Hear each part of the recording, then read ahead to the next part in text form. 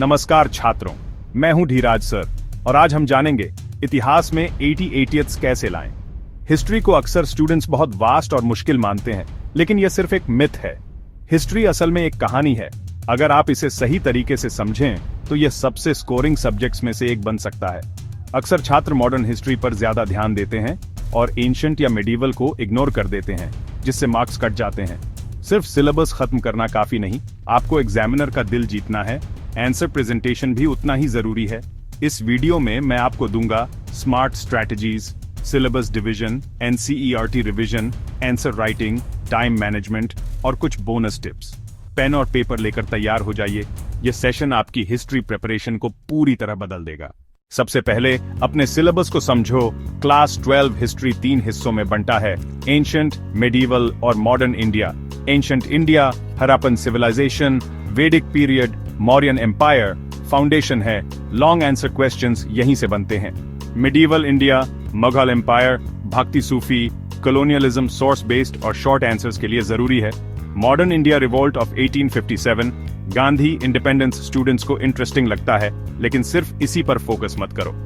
Board exams में तीनों section से क्वेश्चंस आते हैं, इसलिए हर हिस्से को इक्वल इंपॉर्टेंस दो।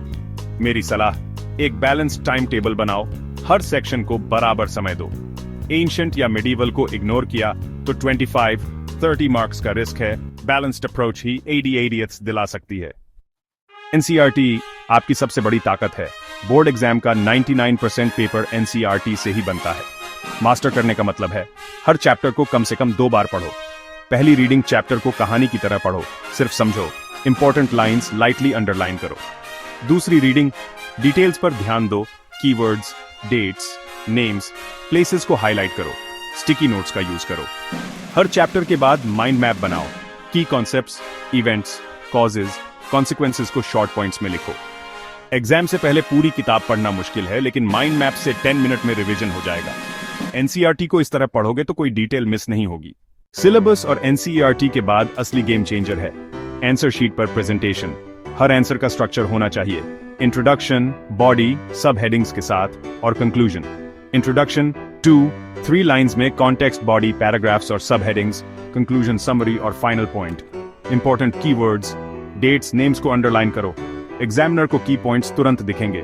हेडिंग्स, बुलेट पॉइंट्स, डायग्राम्स या फ्लो चार्ट्स का यूज करो। आंसर नीट और इजी टू रीड लगेगा। वर्ड लिमिट का ध्यान रखो। क्वालिटी ओवर क्वांटिटी, जितना पूछा है उतना ही लिखो। मैप क्वेश्चंस को मत भूलो, ये इजी मार्क्स हैं, प्रैक्टिस जरूर करो। हिस्ट्री का पेपर लंबा होता है। नॉलेज के बावजूद कई स्टूडेंट्स का पेपर छूट जाता है। राइटिंग स्पीड और टाइम मैनेजमेंट के लिए प्रैक्टिस जरूरी है। हर संडे एक फुल सिलेबस टेस्ट, 2-3 घंटे का टाइमर लगाओ। एग्जाम लाइक कंडीशंस में सॉल्व करो। प्रैक्टिस से पता चलेगा किस सेक्शन में टाइम ज्यादा लग रहा है। स्पीड और स्टैमिना दोनों बढ़ेंगे। CBSE प्रीवियस ईयर पेपर्स और सैंपल पेपर्स सॉल्व करो। एग्जाम पैटर्न और मार्किंग स्कीम समझ में आएगी। Time allocation, long answers 20 to 22 minutes, short answers 7 to 8 minutes, MCQs 1 minute per question. Writing practice non negotiable है। नॉलेज को मार्क्स में बदलने के लिए लिखना जरूरी है। फाइनल डेज में सिर्फ रिवीजन और सेल्फ टेस्टिंग करो, कुछ नया मत पढ़ो। माइंड मैप्स और शॉर्ट नोट्स को बार बार रिवाइज करो। ग्रुप डिस्कशन करो, दोस्तों के साथ चैप्टर्स डिस्कस करो, क्वेश्चंस पूछो, जवाब दो। ऑरल रिवीजन जोर से बोलकर रिवाइज करो, मेमोरी और स्पीड दोनों बढ़ती है। सेल्फ कॉन्फिडेंस रखो। हिस्ट्री टफ नहीं, स्कोरिंग है।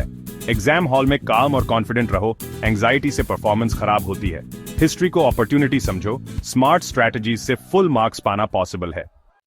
इन स्ट्रैटेजीज को ऑनेस्टली फॉलो करो, सिलेबस बैलेंस करो, NCERT मास्टर करो, प्रेजेंटेशन सुधारो, टाइम मैनेज करो और कॉन्फिडेंस रखो। हिस्ट्री एक ब्यूटीफुल सब्जेक्ट है, इसे क्यूरियोसिटी के साथ पढ़ो। हर चैप्टर एक कहानी है। कंसिस्टेंट एफर्ट और स्मार्ट प्लानिंग से ही सफलता मिलती है। आज से ही प्लान बनाओ और एक्शन लो। छोटे छोटे स्टेप्स लो, रोज थोड़ा थोड़ा पढ़ो। एग्जाम तक प्रिपरेशन रॉक सॉलिड हो जाएगी। आप सब में पोटेंशियल है, बस उसे सही डायरेक्शन दो। वीडियो हेल्पफुल लगी हो तो लाइक, कॉमेंट और सब्सक्राइब करना मत भूलो। All the best for your exams. Learn, apply, grow.